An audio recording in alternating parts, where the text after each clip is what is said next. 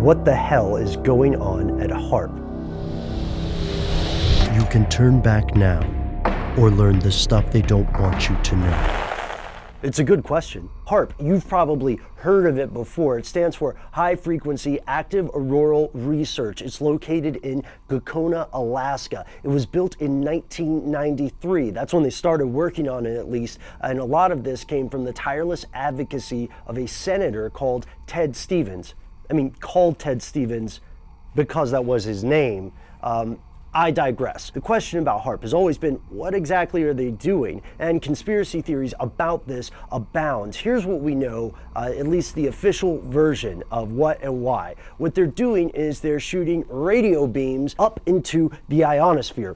Well, what the is the ionosphere? That's a good question. A lot of people don't know that either. The ionosphere is part of the upper atmosphere. There are various layers. There's the troposphere, the stratosphere, and then boom, we've got the ionosphere. It's pretty big, and it's kind of think of it like a shell of electrons and charged atoms or molecules. A lot of it is reacting to the ultraviolet energy sent by the sun. So what we're doing, we being the people at HAARP, in theory, is shooting up radio beams into the ionosphere to see how they could affect radio communication, how they could affect solar flares, or how solar flares might affect terrestrial technology.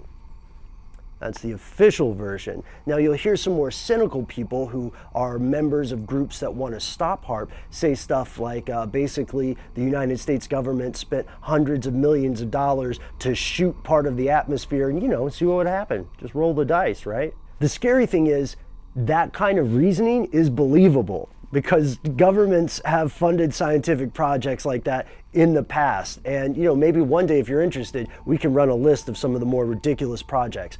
But the conspiratorial side, if it's true, is much more frightening, and that's the idea that this ionospheric stimulation would be able to produce natural disasters like hurricanes, typhoons, earthquakes, real end-of-the-world type stuff, or that it could affect people's minds somehow.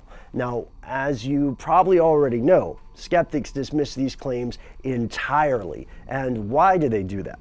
It goes down to an argument of scale. The amount of interference that the HAARP station in Alaska is able to enact upon Earth's ionosphere in general is, you might hear it compared to throwing a rock in the Pacific Ocean, or trying to cut down a tree with like a pair of sewing scissors. Are those a thing? Really small scissors. Point being that HAARP itself doesn't seem to have enough energy in order to affect a worldwide system, much less target parts of that system remotely.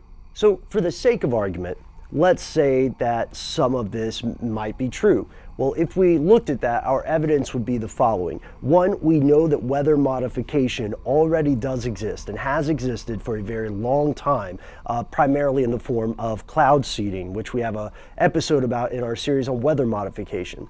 Second, we know that someone who worked at DARPA did apply for a patent, and they were granted a patent for something that could perhaps affect the weather in the way that some HAARP opponents believe HAARP can. But here's the catch.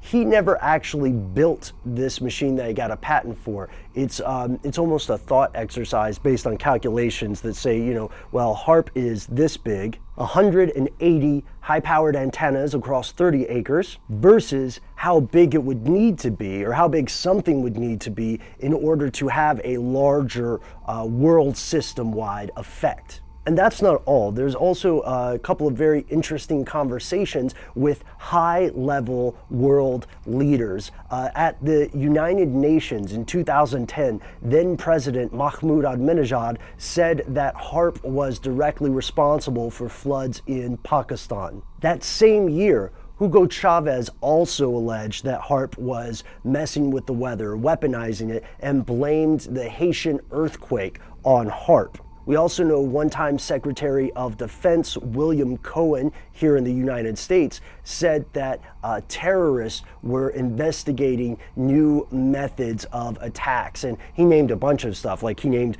breeding some sort of new form of genetically modified insect that would become a disease vector. He talked about creating natural disasters, weaponizing climate change, a couple of other very strange things that you can read in his interview in full, which is posted online. And we'll have a link to it in the description down here. So when we ask what the hell's going on at HAARP, on one side we have people saying, well, it's doing, largely abstract research. We're just monitoring things to learn how systems work, which is a great thing to do, right? And on the other side, we have people say, no, it's something nefarious, and that the rise in natural disasters, or the perceived rise in natural disasters, is occurring in some way because of man's intervention via HAARP.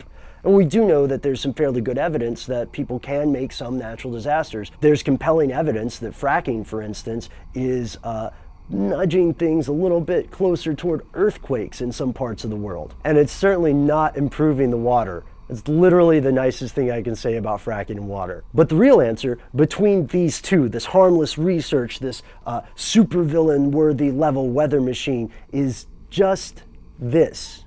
HAARP, for now, is doing nothing.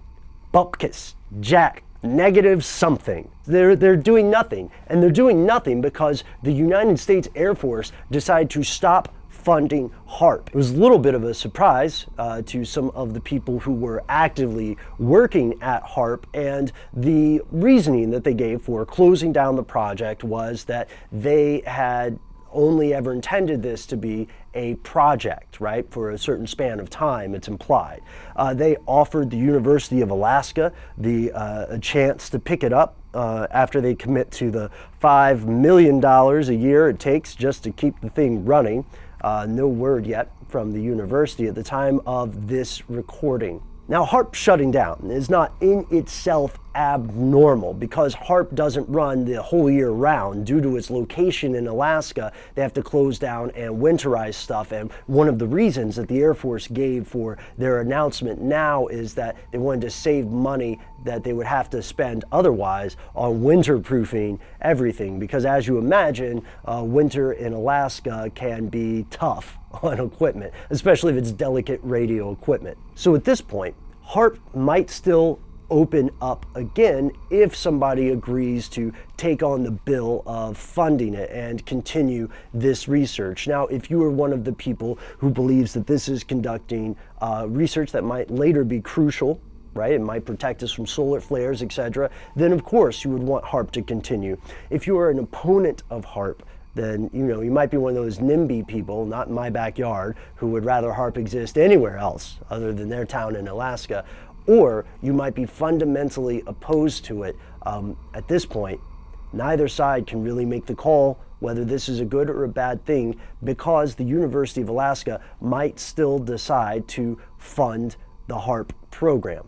If I could pick anybody in the world to ask about HAARP and just say, give it to me straight, man, just the facts, then one of my first picks would be that Senator Ted Stevens we mentioned earlier, the guy who really spearheaded the initiative to build HAARP.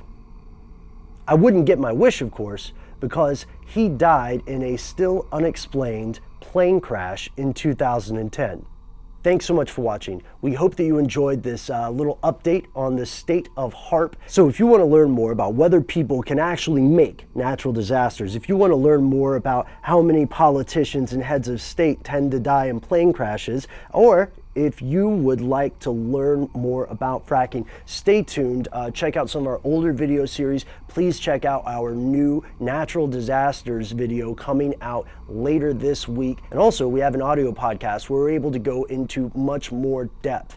We even read listener mail, which reminds me, we'd like to hear from you. If you have a suggestion for us to cover in an upcoming episode, if you have some feedback about fracking, HAARP, natural disasters, the ionosphere, etc., then please send us an email. We are conspiracy@howstuffworks.com. He who controls the past controls the future. He who controls the present controls the past. Stay tuned.